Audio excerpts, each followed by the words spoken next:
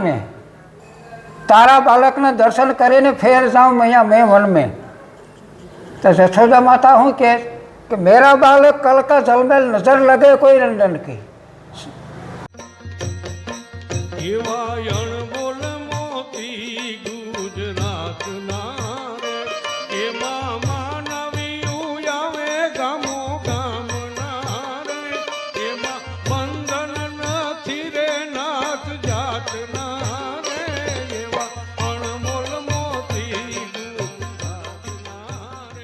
નમસ્કાર મિત્રો, અનમોલ મોતી ગુજરાતના અમારા કાર્યક્રમમાં હું હોમી રોડેદરા આપ સૌનું સ્વાગત કરું છું।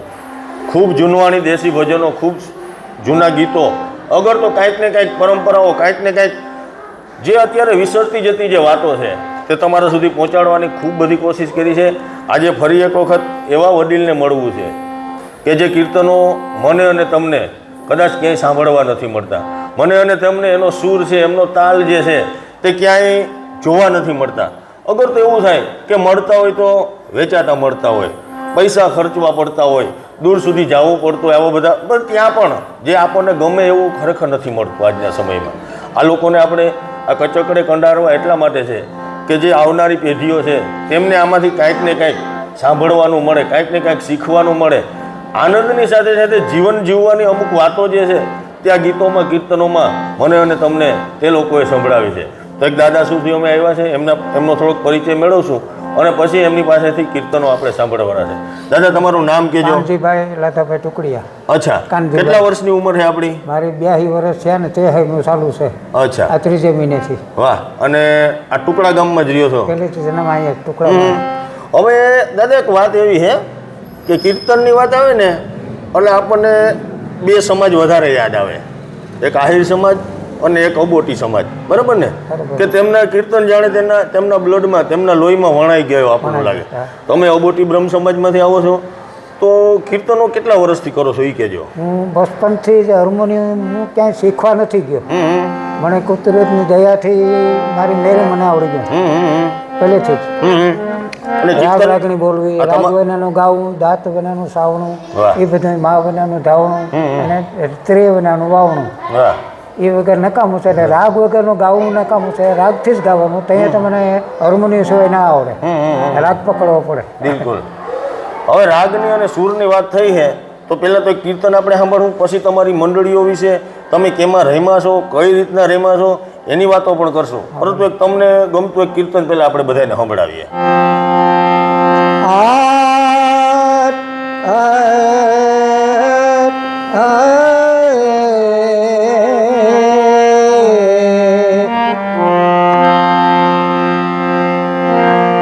વેદ પુરાણ વિમલ જશે ગાવો,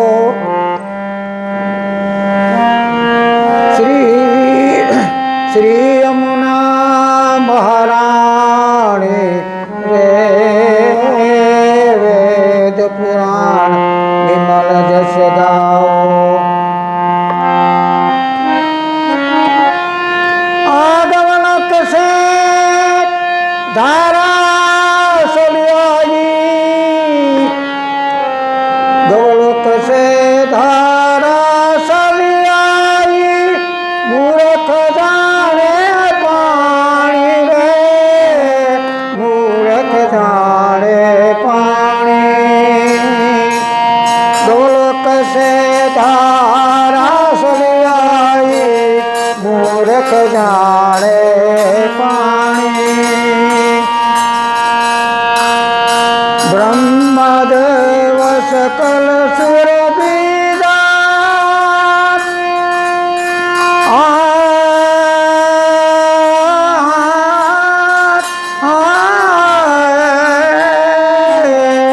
ब्रह्मदेव सकल सुर बीजा, नारद दिए वखाणी रे, नारद दिए वखाणी। ब्रह्मदेव सकल सुर बीजा, नारद दिए वखाणे। सूरदास प्रभु यमुने को महिमा, सूरदास નું ગાયેલું હતું। આ સુરદાસ ભગત હતો એની આ ગાયું હતું. આ જે પદ તમે બોલો છો સુરદાસ ભગતે ગાયું છે. ક્યાં સમયનું હે ને કેના અનુસંધાન જે કૃષ્ણ ભગવાન સુરદાસને બોલાવ્યા ને ત્યારે સુરદાસને કહ્યું કે મારે અંતિમ વેળા જવાની થઈ ગઈ છે, હવે મારે વયું જવું છે. બરાબર. એટલે સુરદાસે કહ્યું કે તો મારે ભજન આવી રીતે સુરદાસનું ગાયેલું છે આ ભજન. સુરદાસને કેમ કીધું એનો જન્મ હતો આગલા ભાવમાં ઉદ્ધવજી કૃષ્ણ અવતારમાં તને કે સુરદાસનો જન્મ થાય જા. બરાબર. તા કે તો મારે જન્મ લેવો નથી. તા કે કેમ? તા કે અંધ જન્મ લઈને મારે શું કામ છે?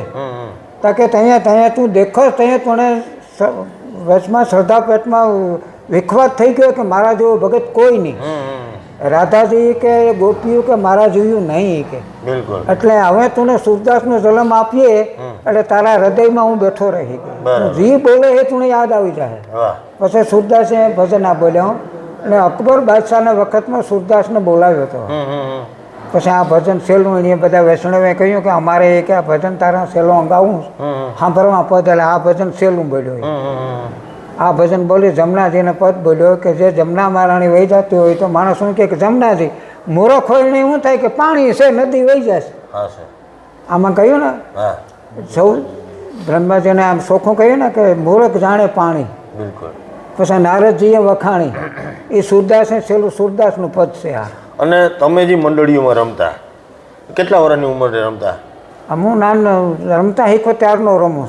તો એમાં પછી કઈ રીતના હોય એ બધું એ થોડુંક બધાને કહો. મંડળીઓ કેટલા વાગે ચાલુ થાય, એના સમયના અમે નવરાત્રિમાં રમીએ, 9 દી નોરતા રમીએ. પછી હોળાષ્ટમી આવે ને હોળી એટલે 5-7 દી દંડિયા રાસ અમે છોકરા કીર્તન વગાડીએ બોલીએ. નવરાત્રિનો ફાળો થાય પછી ગાયોનો ફાળો કરવાનો, ગામના છોકરા ભેગા થઈ જાય. પછી બધા પસંદ કરીએ બાઈઓને. પછી છેલ્લે બાઈઓનો છોકરાઓનો રાસ અમે છોકરીઓને પછી રમાડીએ. પછી અમે ફાળો થાય ને એ પછી અમુક છોકરીઓને દાનમાં આપી દઈએ નાની બેબી. આના જે અમુક ઢાળ હોય ને બોલવાના, હમણાં તમે આ પદ બોલ્યા જમના મહારાણીનું, એનો એક ઢાળ હોય, એનો સૂર હોય, તાલ હોય.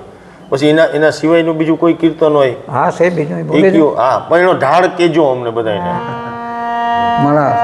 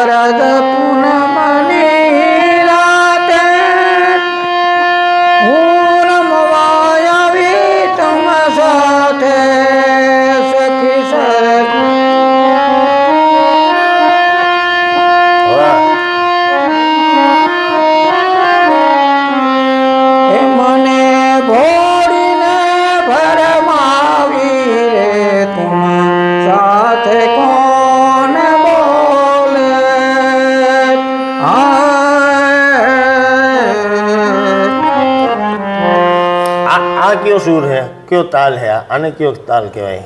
રાગ કયો કહેવાય? આ રાગ ત્રિતાલ. હા, ત્રિતાલ રાગ આપ એમને એમ શીખ્યા સાંભળે ને શીખ્યા, બરાબર ને? સાંભળીને શીખ્યો. હમ.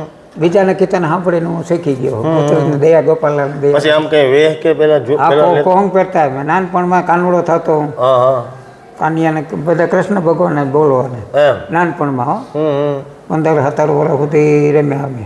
પછી બંધ, પછી બીજા છોકરા રમતા હતા ને અમે એને શીખડાવી. તો તેદું કઈ ફાળો કે પૈસા કે ફાળો થાય તે પૈસા તમારું અમારું રમતા પાછું કોઈથી નહીં લેવાનું. કોઈથી નહીં નહીં હજી હાલમાં મંડળીમાં જઈએ તો એ અમને ભાડું રિક્ષા આપે, બાકી બધું પાછું અમારે નહીં લેવાનું. એમ. એક નયો નહીં લેવાનું. ઓલે ફૂદડી ફેરવાની ને એ બધું એ જે રમવાનું ને એવું. હા, હવે ના રમાય. અહીંયાથી 82 વર્ષ થઈ ગયા, ફૂતળી ફરવા જાય તો પડી જવાય. બરાબર ને? હે અને એમાં પછી એકાદો ગરબો આપણે ગૌરવ હોય. હા, ગરબી ગરબા બોલીએ ગરબા.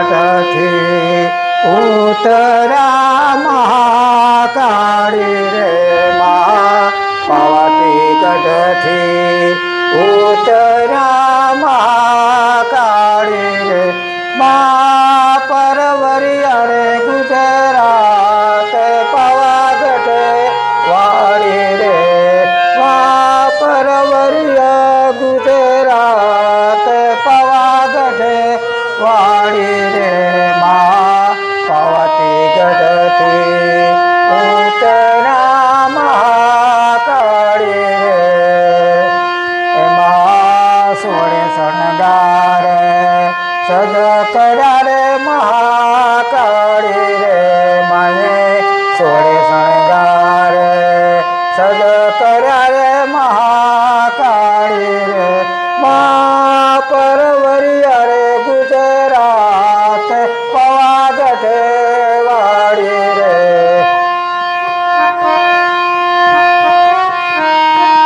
વાહ.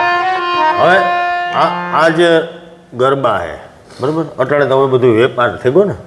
આટલા બધા પૈસા લઈને બોલવાનું. પૈસા દઈને પૈસા આપે તો પસાર લાખ રૂપિયા 1.5 લાખ આપણે એ નહીં.